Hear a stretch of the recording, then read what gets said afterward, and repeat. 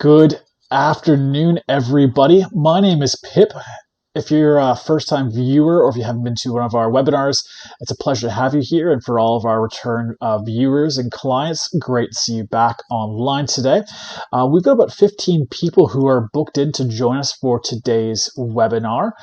So I'm super excited to have everybody here. We've also got a bunch of other people joining us from our maintenance plan. So welcome, everybody. It's great to have you all here. I hope everyone's staying safe and staying well wherever you are. Currently, I'm in New South Wales, Australia, so times are a little bit fun right now with all the lockdowns, but everyone's doing the best we possibly can. And that's really going to be the main focus of our webinar today. It's all about building remote culture. In this ever-changing world, with more people working remotely, either by mandate, by choice, or just by their roles, whatever it might be, the whole idea of culture is having to evolve, workplace culture, because we're not all in person anymore. We have people who work from home, work abroad, do a mixed relationship between in-person and remote working. So how we approach building culture has changed, and we need to ensure that we still grow our workplace culture, even though we might not be in person. Now, when COVID first hit, a lot of our clients were really struggling with developing their culture because no one was in the office, and a lot of people traditionally relied on in-person actions to ensure that they could build culture. So having to use video such as this has really changed the way businesses are having to look at, doing their culture within their workplace. Now, originally, workplace culture was a bit easier to build and foster, either in a good way or a bad way, because we were in person. We got to know each other. We could rely on lunch breaks, coffee breaks, commute to work, walk into our cars, perhaps gyms nearby. There's a lot more interperson cross connection when we're working in person. But now that we're working remotely, we have to work a lot harder at actually developing our culture. So today's webinar, we're going to talk to you about a few different options for you about how you can build your workplace culture. If you've got any questions, make sure you pop it in the chat. So I'll be happy to answer any questions throughout the webinar. We'll go for probably under an hour today for this one, so please feel free to ask any questions. Also, for anyone who's part of our our maintenance plan, you'll get access to this video later on as well, so you can review that as part of your plan. I've mentioned our maintenance plan a couple times now. Our maintenance plan is for some of our team building clients who we work with in an ongoing process over 12 months to ensure regular ongoing development. So if you're interested in our hands-on team building programs and how you can get involved with our maintenance plan, we would love to hear from you. You can reach us at info@premierteambuilding.com.au. But for now, let's talk about how we build remote culture. And the essence is very similar to how we build culture in person as well. We just have to be a bit more mindful, and we have to take a few extra steps and use some different tools. But the first thing we need to really address is the vision of your workplace culture. What do you want your workplace culture to be? What do you want to look like? So you need to come up with a game plan. You need to create yourself your own culture plan. We recommend a lot of our clients do this, very similar to your business plan, but it's all revolving around culture. In this, you're going to be looking at the kinds of people you want to be. We recommend creating like an avatar for your business, creating almost like a dating profile. If your business was a person, who would they be? And then kind of find the similar avatars within people that you'd find admirable qualities, good listeners, good communicators, hard workers, self-drivers, don't mind working alone, whatever it might be. But you need to really understand what your business is as a person, really, and then find those other individuals within your team And so you create that into your workplace culture plan. So figure out what kind of characteristics of individuals you like. Are you looking for people for long-term, short-term? How many people of both? It's really important to understand within a culture of a business, some people are here for a good time, some people are here for long-term, and we need to have a combination of both. Not every business wants or needs people who are going to be with them from day one to for many for many years down the line. So it's good to have a good mix of people. Pardon me while I have a sip of my coffee. So it's really important we know what kind of people we have. I got a big bottle of water here as well. It's a bit thirsty this morning. So once we know the kind of people that we're going to be having with us, it's going to be really important that we build that into our workplace culture plan. That's going to allow us to target more effectively and ensure that we're building the right kind of people. So you need to create your vision and your culture plan of what you want your workplace culture to be. Be that a place where people are open to share ideas, that they're able to reach out and ask for supports, where they rely on one another, where they lift each other and they have one another's backs, or is it going to be much more of a competitive nature due to the business and the environment you're trying to create? But it's really important to come up with a vision of what you want. Now, I do strongly recommend, planning, for years down the line. Ignore where you are today. This is giving you an opportunity, especially if you're now moved into the remote world, to really change where your culture currently is. So don't worry about where you are currently. Really look at where you can be in the future. And that's the most important part. So we're talking about the future. We're looking at a game plan for years down the line. Once you have your vision, you then need to plan how you're going to implement these changes. Now, I'm going to give you one of my biggest tips that I tell anyone free of charge all the time about building culture or making any leadership or culture changes within your organization.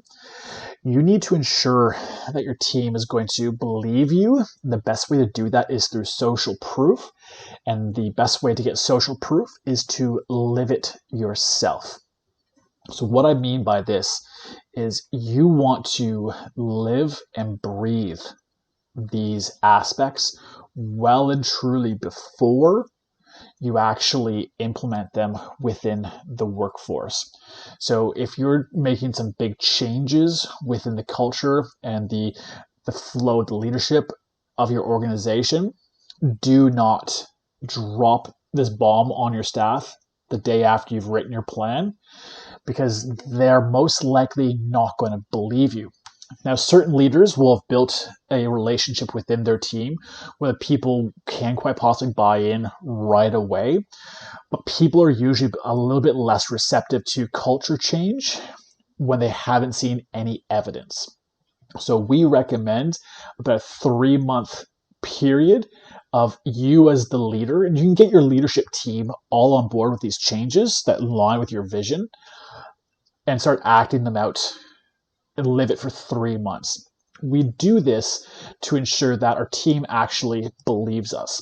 And that's the big thing. We want to make sure that the team believes what we're saying we're going to do. So we're making sure that when we drop the bomb of saying this is the new kind of culture we're going to go for, they actually say, you know what, I have seen Sally do that. Sally's actually been doing it for the past 3 months. It's believable. The simplistic view of this, it's a frog in hot water. It jumps out versus the frog in cold water, which we heat up slowly until the frog boils. We do that to get our team to adjust to the changes. We do it by living and breathing ourselves, because what it does is it gives them the confidence to know that we ourselves truly believe in what we're telling them, because we've already been living it for a few months before we then present it to them. And chances are, if you do this properly, you're most likely going to have your team believing you and actually taking part before you even tell them.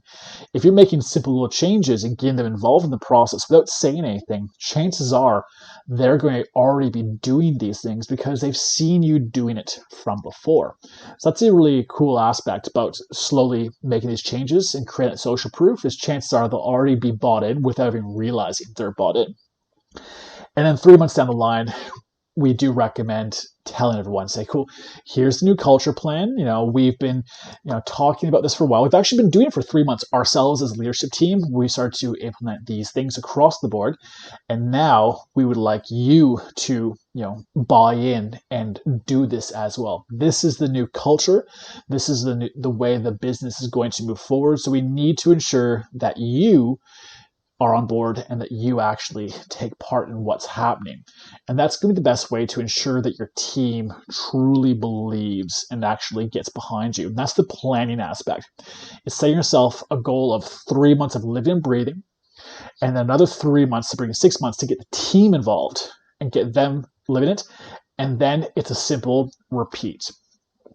They often say there's no magic formula for culture. And I strongly believe that's not true. I actually do have a bit of a formula. Culture is action over time repeated. You have to understand there's good culture and bad culture. We'll address that a bit more later on. But it's really important to know that if you repeat these actions over time, repeatedly, it's going to become habit. Habit is all tradition is. And that's how we get culture built. Habit and traditions go hand in hand in building cultures. If we look at amazing businesses that have great traditions, that's all built into their culture. People know that they have certain things that happen certain times a year, and they look forward to it, and they know it's going to happen every year, rain, hail, or storm, whatever it might be, and they believe in it because it's a tradition, it's a habit, and the leaders have been living and breathing it well and truly beforehand. But if you don't take the time to actually get your team to buy into what you are selling before you tell them, they're less likely to believe it, and they might just push back altogether because they don't believe that you truly believe in the process. So it's really important that you act first yourself. And the planning and act go hand in hand. It's really important to ensure that you front load this information to your staff and get them all on board. But how? We're talking about remote culture, so how do we get all this done? Well, the majority of us are using tools these days, such as Zoom, Google Hangouts, Facebook Lives, Facebook Chat, whatever it might be. We're using some sort of video conferencing platform for our meetings. And it's important for us to remember that these also are tools, but they can be toys to allow us some fun times. If you have the ability to use a couple of different platforms, we would strongly recommend doing so.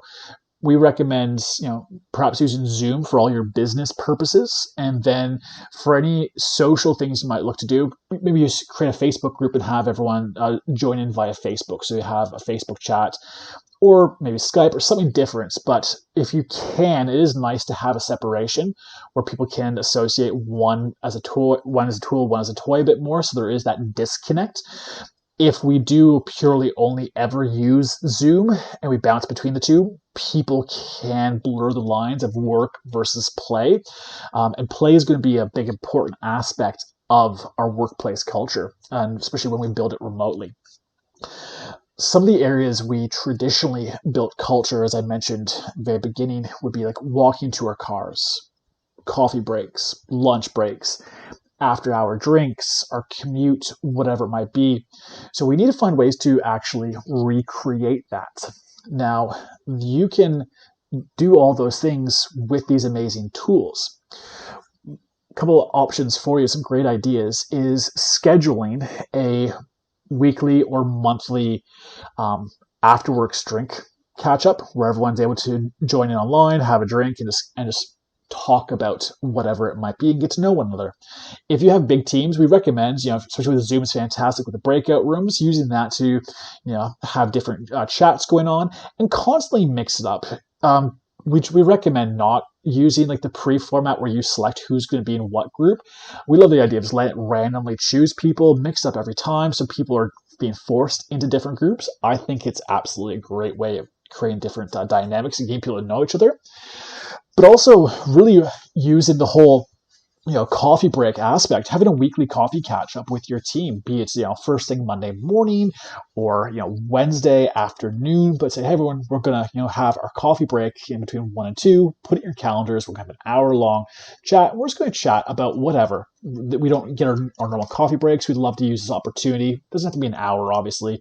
Using the time to have for us just to chat. The goal is to not use the time to talk about work. We're trying to build relationships. And that's the big aspect of what culture is. Culture is relationships built around trust and communication and just respecting one another. We do that by connecting, so getting to know one another. That's how we build those relationships. So don't use Zoom just a tool. Use it as other ways, or find other platforms that allow you to do these things. Now, you can also look at, doing lunch breaks, have everyone, come in. Perhaps a fun little one is see if you get someone who's willing to show them cooking or making their lunch. So we all sit down for lunch together, but one person every month or whatever gets to show what they're making and kind of do a cooking tutorial for the group. A fun, interactive way that everyone's kind of together for a meal in essence. But once again, we're focusing on relationships, getting to know each other, but how we cook, what we like to cook, what we like to eat, and just getting to know each other on a whole different level. Another great option to really connect with your team as a leader, we recommend using Are You OK calls. Here in Australia, it's become a much more popular platform. It's called Are You OK, around the mental health. COVID and all these lockdowns and people being forced into working remotely, it's definitely taking a mental toll on individuals. So reaching out just at random times to team members, say, hey, I need to have a Zoom call with you in 10 minutes time. Please make yourself available. People might panic a little bit. It's like, I'm not ready for that. I'm not dressed appropriately, whatever. And just use it and say, hey, how you doing? I'm not here to talk about work. Oh, as a boss, as a colleague, as a friend, I just want to know how you are doing. Is there anything that we can do to help you? It's like, well, work is no. I'm not worried about work. I want to know about you. Are you doing okay? Is there anything that we can do to make this change in lifestyle better for you? And hear them out and take their feedback on board and see what areas that you can use to improve yourself as a leader, but also to improve their well-being. Because ultimately, if you're able to make those connections and build those relationships with your staff, you have a much better ability of doing these building these connections with your team. So it's all about those relationships, because that's ultimately what we're all after. Now, another option that I love are power groups. If you have, say a business that people really need to do some cross relationship building or work in projects with one another.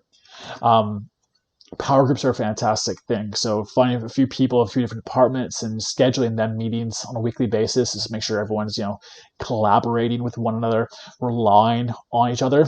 The biggest downside with working remotely is really our creativity is bound by these four walls unless we actively chase it out by using such platforms such as Zoom, Google Hangouts, whatever it might be. So creating power groups to really get people together on a regular basis to create some, be it just talking with one another to build those relationships, or using that time to have them work on their projects and bounce ideas off of one another. These are great ways to really get people connecting, especially within more of a leadership role and a managerial side, is creating power groups and give people something to look forward to. Another fantastic one that I'm a big fan of is, especially for business owners who are really looking to connect with their teams, is an open call time. I usually recommend this to a bunch of our clients, especially those who are really struggling with the online world, is to set a schedule in the team calendar, which gives your team access to you 1 hour at least every week, be it Friday from 4 to 5 during business hours, and it has your video link, whatever it might be, but allows your team to contact you and they can talk about whatever it might be, but they know that you're there waiting for them. It's something that you schedule in yourself. You block out everything else. Cool, at 4 o'clock on Fridays, I'm technically done my workload because I'm here waiting to field any phone calls when it comes to my team. It really shows investment. And there's a reason why I'll say at 4 o'clock, between 4 and 5, I'll talk about the hours a little bit later. But it's going to be really important that you show an investment within the team. Investing within your employees is one of the best ways to build culture. And if you notice, that's what a lot of this really is. It's just you taking those additional steps to connect with your team, and really having your team, feel that you care, that you give a damn. Because that's one of the hardest things. We're in small little boxes, working from home, our couch or kitchen table, whatever. We feel so disconnected. It doesn't feel like anyone really cares about us. Got lockdowns, this and that going on. So it's really important that our team knows we truly do care. And by simply investing a little bit of our own time in them, it means a lot. And as the old adage goes, time is money. Well, money is also time, that same aspect. And since everyone knows, what their hourly pay roughly is, they can extrapolate what yours, the boss, is going to be. It's going to be higher than theirs. So if you're willing to sacrifice an hour of paid company time to worry about them, it shows an investment into them. It puts an actual physical value, a dollar sign to them, which is a great way of really investing within your team. Now, I have all right. So I guess why 4 to 5? So there's one chat question just popped up. Now, I'm not saying 4 to 5 is an important Monday through Friday thing. But what I'm saying is within business hours. A lot of these things really need to be within business hours. We're already working from home. This is now blurring the lines of work and play. And certain individuals, I myself am super guilty of this, of not being able to disconnect from work all that well. My brain just doesn't shut off. This is how I'm sadly wired. But it's really important as leaders that we give our team the space to allow them to disconnect from their workload. So although, we're looking, that's why we said, coffee breaks, lunch breaks. We did say an after 5, which is, a common in-person thing as well. But once again, we're trying to get people out of their office. So if you're doing an after 5 drink, say, hey, I want to see everyone in the lounge, back deck. I don't want to see you near work. Just jump on our mobile phones. I want you away from the computers, whatever it might be. For your open meeting time where people can reach out to you, we do it during business hours because it's an investment from the business into the employee. We're not asking the employee to give any more of their personal time to work. We want to let them know that the company's here for them and that we're looking after them. And that's how we're going to be building that remote culture. It's all about care and business hours invested into the individuals. So this is why I say 4 to 5, because it's a simple thing. The work week's done at 5 o'clock. Boom, we're out. It's the last hour of the day. You can do it anytime during the work hours, but we want to make sure that it's during business hours. So Sally said, what happens if you have mixed schedules? Well, as you as a leader, perhaps you need to make yourself available to other people during those variable times. If you have people who are on shifts, I would recommend, if you can facilitate, 2 of these open meeting times, one during your or like group A's on work hours, and then group B's. So if you've got people who work mornings and evenings, do one in the morning so that those team members can reach out to you, and then have another time yourself later on. Now that might come out of your personal time, or you might have to adjust your working hours. And I'll talk about work hours a bit more as well later on, but adjusting it so that you can connect with them on their own time, on their business time. So it's really important to let them know that, your door is always open while they're working. So they're not being punished. You're not going to punish them for coming to your office and chatting with you about something personal, whatever it might be, but that you're really and truly valuing them, and you've given up some personal time to have them connect with you. That's a couple options that we can look at doing. The big thing about building remote culture is this is a long distance relationship. Now, if you've ever seen me speak before or ever podcasts or anything, I do talk a lot about how work is basically dating. Your job ad is where, Tinder got its ideas from. Classifieds for work have been around longer than dating apps. Dating apps stole those ideas from, businesses who are like, I need people. because businesses say who they need, what they need them for, yada yada, and then our dating apps like I need someone to fulfill this need of mine for this period of time. Like it's pretty. I'm here for long term, short term, whatever it might be. So it's important that you remember that your business is a long term relationship. No, I'm not saying yes, John. Thank you. Funny.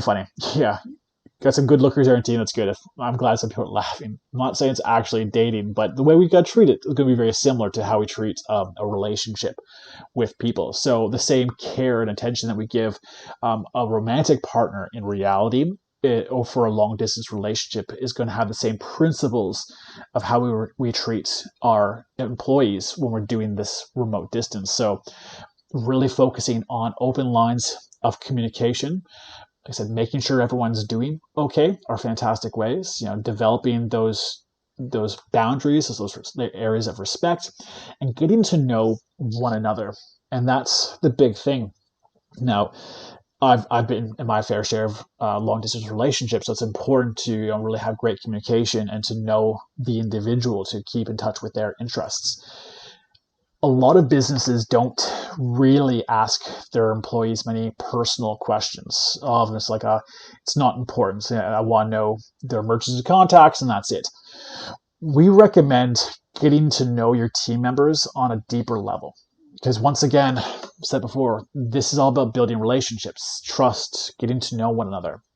So you want to know who your team is, but you want to know who they are, not just the surface stuff. So it's fantastic to know, are they in a relationship?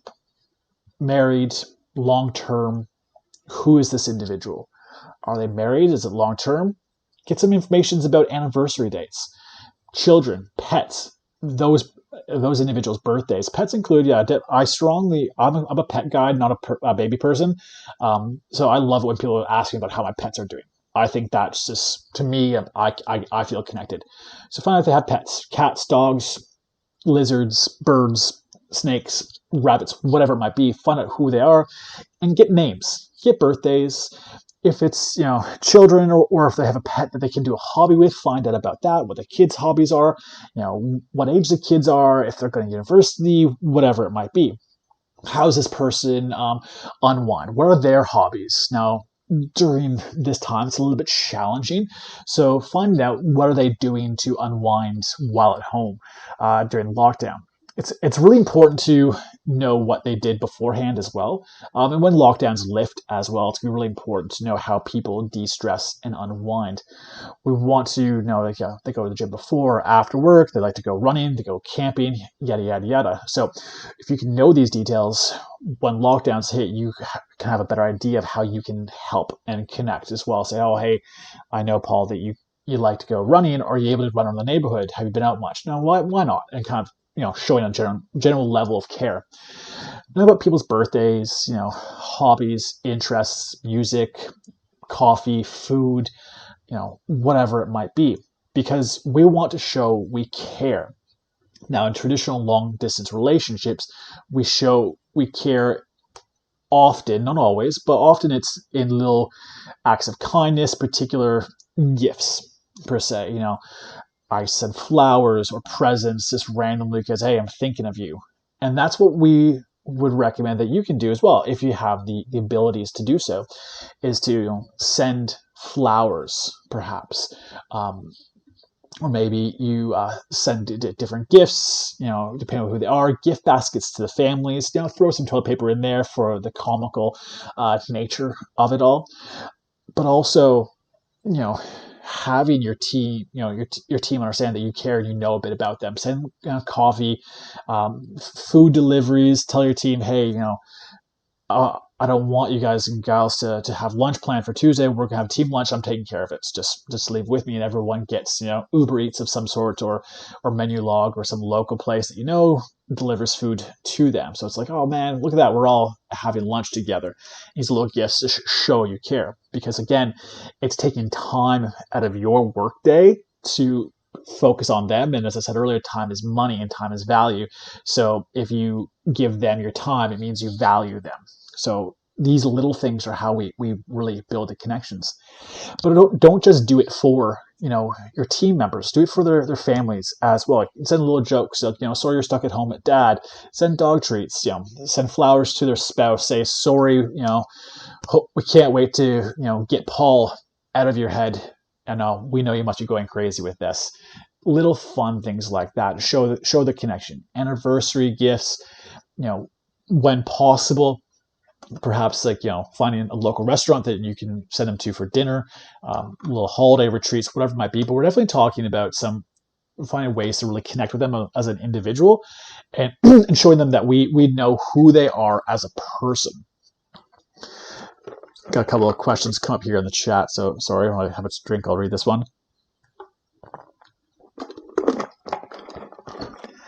So I've got a couple questions here. All right. Does this stuff actually work? Kind of sounds cheesy. It depends on how you play it. It can be cheesy, 100%, but it shows you care. Like that's that's it. If you don't do anything, you don't care. But if you do something, you care. We all have different ways of showing our love language. Some of us is talking, listening, gifts, cooking, whatever it might be. So it's really important that we all show our affection to our team in some way. All right, an example. One of the questions. I worked with a gentleman many years ago, and his, at the time, fiance, she was working for Rugby Australia in the women's leagues, and her responsibility was to organize a lot of the games, and she was away from home a lot, especially during the finals. She wasn't a player, but she oversaw the whole sporting event itself. When they finished, her boss gave her the company card and said, "You're taking Friday off. You're not working all weekend. You're going to go out for dinner on the company. You're going to take a taxi to and from. You're going to have at least one bottle of wine at dinner. And you're taking your partner with you because we want to say thank you to him for allowing us to take you away for so long. And we want to say thank you to you for all the hard work that you've done." And this is a story that stuck with me. I'm like, man, that's an awesome thing a company has done. They've not only recognized that their employees has been working a lot, but they've also recognized that their partner, the spouse, the parent has been away for a while, and that they actually value that. And that is a secret thing to building great remote culture, is to get their family in love with you, to get them to feel valued by you. If you can get your team members, support team, like their family, on board with you, when times get tough, they're going to have your back on a whole different level. If you've shown zero care into your team member and their family, when times get tough, and they're complaining about you, you're not going to have anyone who's really got your back. It's going to be a lot more, well, they've never really done anything for you. But if you've done stuff, the spouse will say, you know what? Yeah, I know this sucks, but think of all the good stuff they were doing beforehand. They've really gone above and beyond a lot. Let's see if we can ride this storm out. Let's get through. We'll get through this. And it comes, they become part of the team.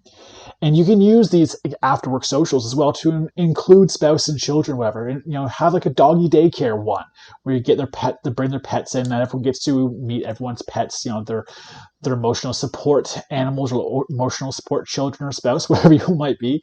But we're looking to build connection.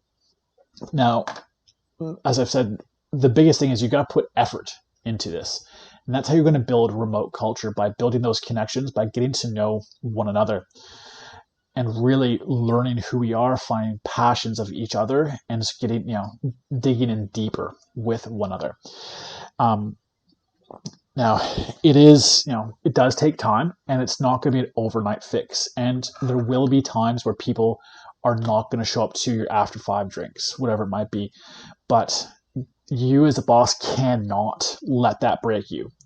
Sometimes people just don't want to have drinks. It could have been a rough week, and they just they want to spend time with a spouse, whatever it might be. So you have to understand that not everyone's going to be able to make these online events, and they might not feel included, or they might not want to be included in a certain one. You don't stop.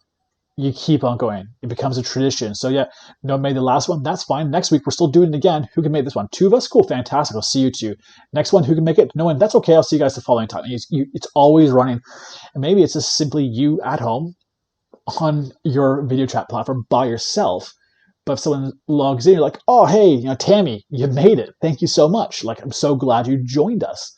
So it's really important that, we, have, our teams, they feel like there's a culture and that's going to happen regardless. And, these little hurdles are not going to derail us, because if you let people not turn up for an after work drink derail you on something like this, as a leader, what happens? We have a real problem. Is that how much is that going to really impact you?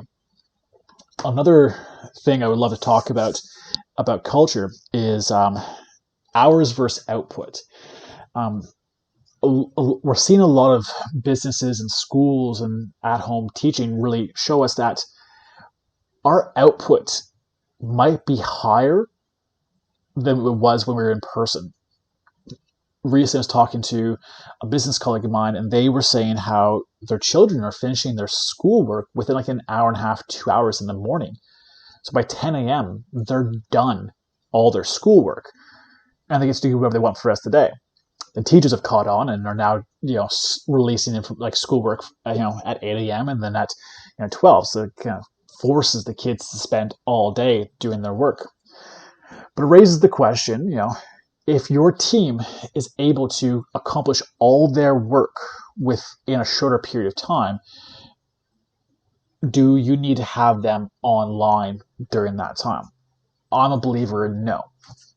If you have a job that's quantifiable, outputs, your data entry job, I have to input, 1,000 columns a day. If I get my 1,000 done in half a day, does that allow me more time to myself? Sure. Should I be forced to pick up more work? I don't personally believe so.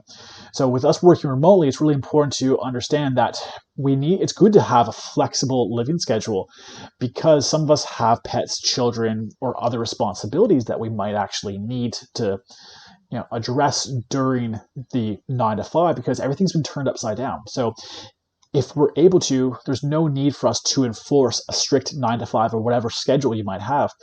If you're able to accomplish your tasks within a different period of time or a shorter period of time, this is something to celebrate. It's give your team a bit more control back in their life. And right now, that's a big thing a lot of us are feeling a loss of, is loss of control.